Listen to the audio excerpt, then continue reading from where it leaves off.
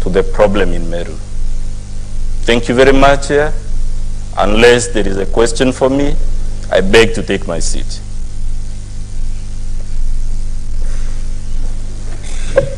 Thank you very much. Senators, I don't know whether you intend to comment anything on the statement. I don't think so. We just let it hang. Yes, Senator Fanarobi. Chair, the Council for the Assembly has taken us through the explanation of whether an impeachment is counter-democratic. I would want him to also address the question of whether a discharge of the governor from all the accusations that have been made here, if they are disproved, or whether if the threshold is not met, if that would also be counter-democratic in his view.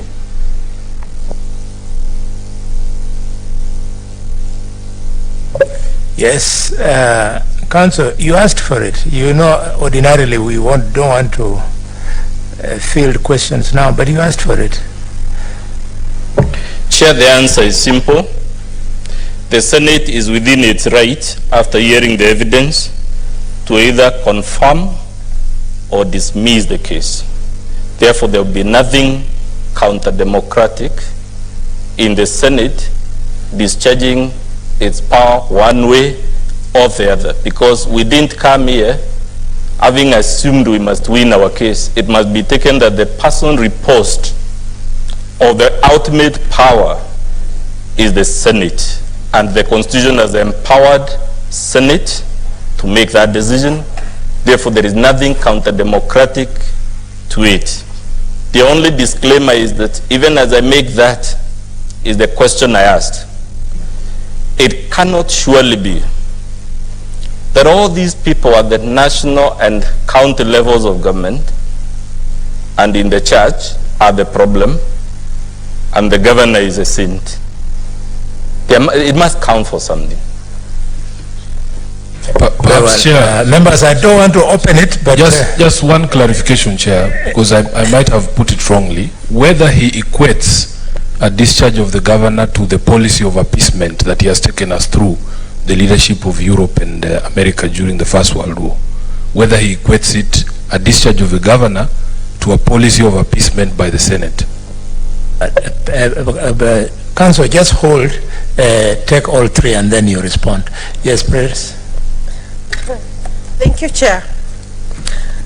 Chair, the learned friend has said democracy has produced unintended consequences. It's, Chair, I can imagine, you know, the country has just gone through a general election which was democratically done. Would he then be saying that as long as the results did not produce the person for any level or for any seat that he so wished, then it will be unintended consequences? Thank you. Thank you. Senator Kiambu. Thank you very much, Chairman. Mine is to wish if we were to listen to the opening remarks from the other side, because you know the council has alluded that in the Bible they had to sacrifice somebody by throwing him into the sea, and that person had to be swallowed by the fish, and he went to another city to give good news. So, and that is Jonah. So probably if we give the governor, maybe he has the news. So we better listen to that side before we make other comments. Thank you. Yes, Vice Chair. Thank you, Chair. Following the same question that Senator for Kajiado nominated us about the lawyer saying that all these people, the MCs and the church and the people who are accusing the governor, I want to know from him, which are the majority, the people who elected the governor or those people you've mentioned? Which are the majority? Thank you. Yes, the senator from Migori. Thank you, Chair.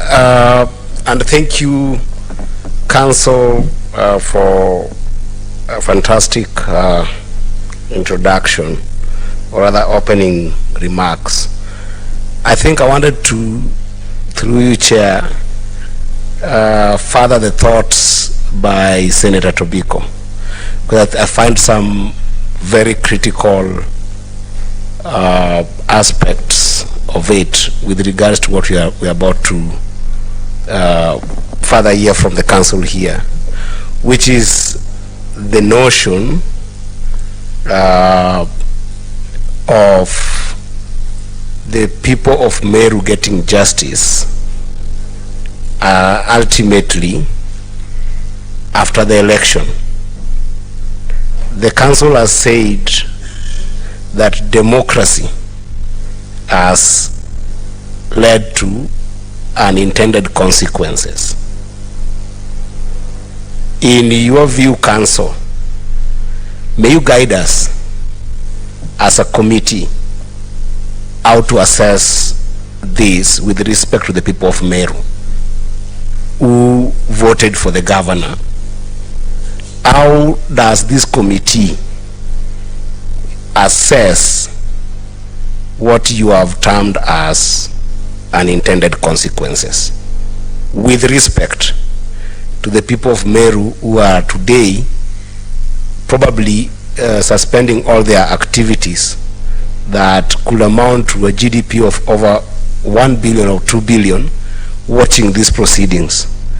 Please guide the committee on that particular statement. Thank you. One last question. Yes, Paris. One very last. Chair, I also wanted the learned friend to tell us if he's aware that the Kenyan electoral system is first past the post. When he says that it's only 41% who voted for the governor. The Kenyan system is simple majority, even if it is one person past the post. Can he tell us if he knows that? Thank you. Edwin, you had something to follow? Sifuna? That's okay. Very well. So, Council, those are, just be seated. Council, be seated. Yes, yes. Those are not light questions. Just like you prepared your statement, also prepare to respond on everything in a considered manner. So we will protect you. The counsel for the governor is going to also make his opening statement. Meanwhile, you can choose to respond to us now at the right time when you are prosecuting your case. We will protect you, don't worry. I know members are very sharp when you tell them about the law of, the unintended consequences. I was thinking you are saying it with a light touch, a question of language, the law of unintended consequences. The farmer plants on his farm hybrid maize, the neighboring farm plants kienyeji, which is purple in color, and the guy with the farm of hybrid then harvests maize which is not purely hybrid. The guy of the farm who planted hybrid did not intend to have that consequence. It was unintended. I thought it was light touch, but you asked for it. You will have to lie in that bed yourself. Governor, you are now invited.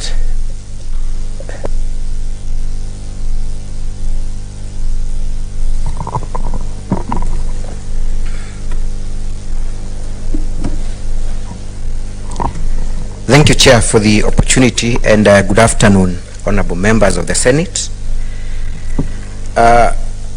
Mr. Chair, my learned friend, Mr. Dr. Muthomi Thiankolu, has been very colorful in his opening remarks. I have a disclaimer that I'm not a very good student of history, or I might not be as philosophical as he has been. I'll therefore stick to the issues before the Senate. I'll stick to the facts. I'll stick to the law.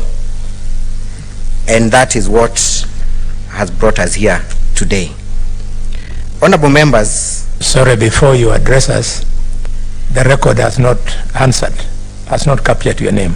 So introduce yourself fully and then you proceed. Much obliged, Honorable Chair, and apologies. My name is Elia.